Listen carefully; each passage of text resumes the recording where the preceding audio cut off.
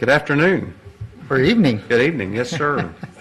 All right. Well, I've been told to keep this very brief, so I'll try not to be as long-winded as I usually am. Tonight we're going to go over Neighborhood Services, Environmental Code. You saw a memo that kind of highlighted our statistics for quarter 2, mid-April.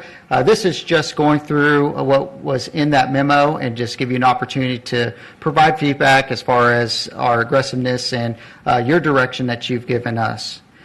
So we're going to go over, that leads me into the first slide, staff aggressiveness.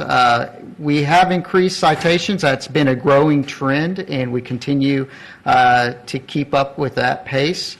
Our notices of violations, I will detail a little bit. We saw a bit of a dip, but there's some reasoning and some correlating data that I think I can provide to give you some insight why, as far as going out and finding violations, we saw a little bit of a dip than we have in previous quarters. I'll give a pretty in-depth overview as far as overall statistics, some trending and forecasting data that I do believe where we're going, then also give you an opportunity to ask questions or give us feedback. So as far as our second quarter statistics, you can see in the yellow is this current year for second quarter. So you can see that there was a little bit or a good dip as far as our violations that were observed by our code officers.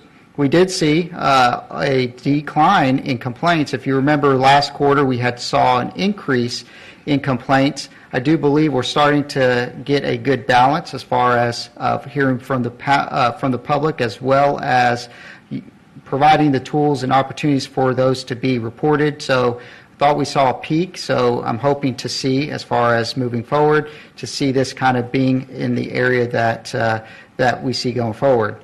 Number of properties contracted, we saw a reduction as well. 595 as compared to last year, we were about 1,200. And then citations, we saw an increase this quarter from 353 and compared to what we saw last year of 127 citations that were issued by staff. This gives you, just for transparency's sake, and you have copies of this presentation as well, it gives you a breakdown of what those quarterly numbers look like. And as you can tell from the January or month of January, we were in line with where we were for the previous year. Then you start to see that there's a little bit of a distance as far as the violations that were observed and submitted by staff. So you can see complaints, you can see the trending data there, where we see across the board for the 3 months a decline as far as those violations that were submitted by residents. As far as impacts to quarterly data, one reason why we saw disparity between this year and last year for the same period of time was we saw about 60% less precipitation than we did last year. Our number one violation is vegetative related, so high weeds, grass, as well as overhanging limbs. So there is a direct correlation as far as when we see less precipitation and then what our top violation is. And I'll actually have to just put it into perspective here in a sec, I have a slide that goes over our top violations, and you can see by far high weeds and grasses are number one.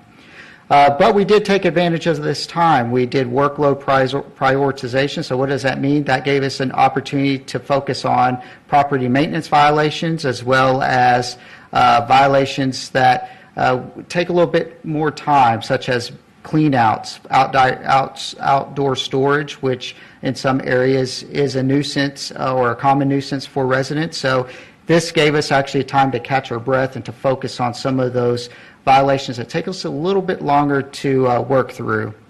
Also, in this time, we did 3 sweeps. We did a major sweep, which what we define as a sweep is where there's multiple code officers involved for a major sweep. And then a targeted sweep, we use staff to focus, and very similar to Councilman Archer's term as far as a surge, where there's a focus as far as particular areas.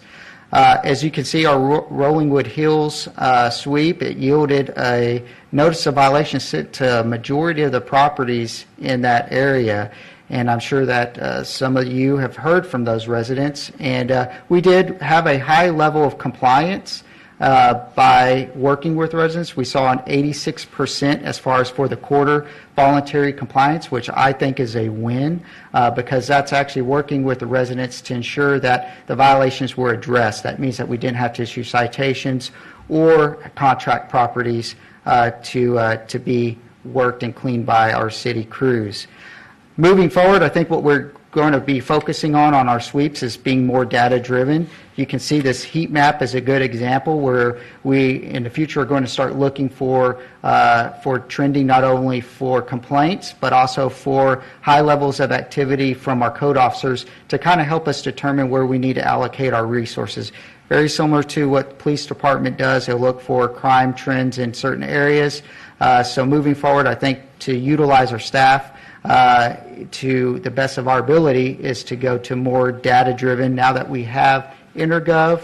And of course, we'll work with city manager as far as any requests for areas of concerns. But just to give you an idea, we have technology that I think will be able to help us best utilize our staff. Mayor, can I interject something real Please. quick? Raymond, if you can go back just real quick before you, the code sweeps. I want to brag on y'all just for a minute because I've had residents from all three of those neighborhoods, Rollwood Hills, Northridge, and Edgemont Park, where we've requested those code sweeps. I've had some residents who don't think about code enforcement a whole lot on a day-to-day basis, mention that the letters and the information that came out helped them prepare for when our officers were out there, things that they just don't normally think about that are required of all of us. And then some residents who have been around in each of those three neighborhoods for some time, crime watch leaders and other folks that are just very active have voiced, comments about seeing a lot of improvements and how things look a little cleaner. And so I really appreciate all the hard work that went into those sweeps.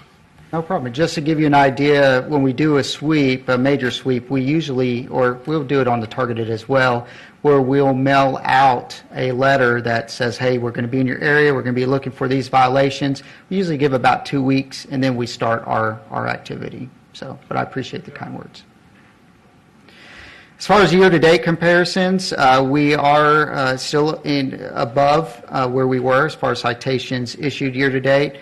Violations for abatement, we are using our contractor more strategically as well as increasing their capacity right now. So you see we're about 1,000, whereas last year we were 2,700 roughly.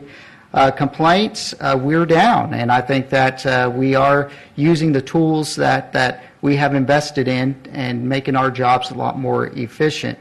Violations identified proactively. Again, I do believe that we're going to catch up to our numbers for our previous year, mainly because you can go outside and look. We see a lot of growth as far as vegetation. This spring has been active, not as active as last year, but I do see that we're going to be catching up to our numbers from the previous year. Mayor, I have a question. Sure. And this is just me understanding. Notices of violation, is that captured in one of these 4 bar charts? Yes, sir. Notice of violations are in the last bar there at the bottom. Violations identified proactively. Mm-hmm. So this fiscal year, so let me understand. So this fiscal year, we have done a year-to-date comparison, so it's year-to-year. Mm-hmm. We've done about, and I'm tired, about 8,000 less violations identified proactively, which would include NOVs, but we're issuing more citations based upon fewer NOVs?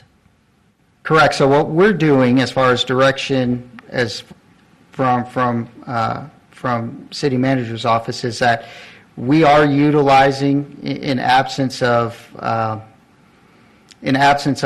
contracting, we are issuing citations depending on what the violation is and using our enforcement tools more effectively. And so while you do see as far as less, well, it would look like less activity as far as proactively, but in citations being up, it's because we're trying to use the tools based on the situation, we've trained staff, we've go through regular trainings to see what enforcement tool is most appropriate for the situation. And don't get me wrong. I think that is an actual result of more citations, which is, and I don't mean you should write a citation all the time or everything, but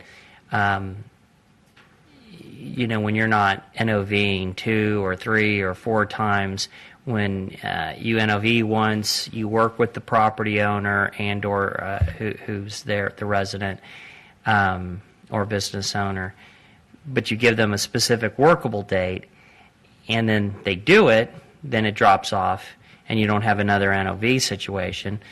And if they don't comply after a reasonable period of time in communication with your staff, and you're issuing a citation more often for those recalcitrant individuals, then your NOVs should decrease.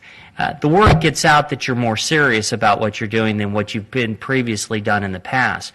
So this looks correct. I just wanted to confirm that that's what was going on. Yes, correct. Okay, thank you. I'm sorry, Raymond, I forgot to ask. Go back one more time. Can you explain to me what major means versus targeted? So major is where I utilize more than one staff member. So okay. In this area, in this instance, we used our high-intensity code officer to assist the code officer that's assigned to the area. To give it some perspective, this was about a 2-month project as far as from start to finish, from when we mailed out that, hey, we're coming letter to actual boots on the ground. It took about 2 months because we spend about a week identifying the violations, but it takes so much longer to do the follow-up as far as checking on the properties. And so it does take a little bit more staff time whenever we do a major sweep. But it does, I define it as more than one staff member involved, as well as other departments. We'll have animal services go through and look for loose animals as well. So. Oh, okay. I didn't know about that. That's. Can you elaborate a little bit more on that part? Sure. So since I oversee both departments, what I'll do is I'll have both the manager as well as myself will meet from both departments, and we discuss, hey, this is the area that we're going to target. They actually go out there about the same time, and there's also follow-up from animal services as well. They'll follow up a few weeks later to ensure that there's compliance or they don't see the loose dogs that we saw before or the at-large animals. Well, that's exciting to hear, and I appreciate that. And I actually meant to ask in our meeting the other night, Mr. Kahele has mentioned that there may be a little bit more we can do to communicate with residents about more effective ways for them to report or share information about loose animals that maybe they're not doing that could make that situation easier, because I get a lot of complaints from most neighborhoods about that issue. Sure. Thank you. No problem. Sorry, Mayor. Thank you. As far as another benchmarking data that we just started capturing is how long it takes for us to open and close a case. When we were looking at Q1, which was the first time that we started measuring the data, it was 26 days from open to end. And that the end could mean either it got contracted, resolved, or a citation was issued. We consider it out of our system, and it's now part of municipal court if it goes to if that's the route that it went. I am happy to report, as far as the second quarter goes, we saw that decrease to 22 days. So over year to date, we're seeing about a 23-day from open to start as far as our case management goes. Our goal that we set moving forward, not knowing what that would look like, was we chose 30 days. So we're still well below that arbitrary goal that we set at the beginning of the year. As far as method of compliance, to just give you an idea, again, 86% compliance, which is phenomenal. 9% of our projects or our violations were contracted, with 5% of those with citations. As far as citation disposition for second quarter, this is a quick slide that just gives you an idea of our case management when it gets to when it gets to municipal courts. Of course, summons takes a little while to update, but we do see and seeing a higher level of compliance in this next quarter that I'm sure will be shown. And the reason why is that we have met internally between departments, and we've looked at the entire citation process, and we found some efficiencies. We're now setting court dates for those that citations that are summons. For those that go unanswered, our marshal's office is actually making phone calls to those residents. So we are seeing some good trending data there. So I'm interested to see and report those on our next quarter to make sure that our efforts are in line with what's expected of our staff. Is there any questions regarding citation dispositions? Yes. Okay. What does case closed mean? So case closed, so what we did was we looked at the categories, and for us, it's been finalized. The payment plan has been completed. All activity is done. They pled no contest or guilty, or they pled no contest or guilty, and whether they received a fine and were put on a payment plan, or received deferred disposition, and they've served and termed the deferred disposition. Correct. They've completed their obligations to the court. Thank you. No problem. As far as our top 4 violations, this gives you an idea of our activity. So again, we focused this past quarter on trash, junk, and debris, as well as high weeds and grass was still a high violation. I do foresee this next quarter that those are probably going to swap as far as activity goes, just knowing what staff is working on at the moment. This is just a dashboard of sorts to give you an idea of each one of those violations, exactly what activity, kind of looking at it a little bit more detail, what it looks like as far as enforcement goes. So you can see as trash, junk, and debris that we have a higher level as far as resolved, and that again is voluntary compliance. But again, the average of about 86 is across the board. But this just gives you a different perspective for each one of those violations. As far Can you tell me what nuisance premise? What is? So nuisance premise is it's a higher fine violation, but it's if there's a persistent issue at a property, we see something for either 30 days plus, or it also includes outdoor storage. So it's a, I'm not going to say catch-all, but it does involve high nuisance. So things that are a little bit more difficult and take longer to clean up. We can issue nuisance premise for accessory structures, so fencing, actual storage shed that's dilapidated. So this gives us a citation or abatement option for those types of situations. Thank you, sir. For code ambassadors, we still see about a 44% compliance rate. We are looking at ways to improve this program. We will be issuing out a survey to existing code ambassadors, as well as we're going to look at and explore doing a fall class. We saw we had some high expectations going into the spring with the class. We didn't quite have the graduation level that we would have liked, so maybe offering it in the fall time when time's a little bit slower for residents might be a better option for us, so that's something that we're going to be exploring. Again, asking our current code ambassadors what can we do better, and looking at just overall what can we do to improve the program. As far as our vacant property maintenance program, this is a newer type program. I just wanted to give just a brief kind of overview as far as our activity. This is a program that essentially I refer to it as a 3 strikes, you're out, and then you're put on a regular maintenance program, and you would have to work with city staff to be removed from that regular maintenance program. But you can see that we do see, and this is going to be a fluctuating list. It's a living database, if you will, because properties are always either being sold or taking or changing possession. So we did see a 2.4 increase as far as some of our commercial properties, and a 2.7 increase for residential vacant properties.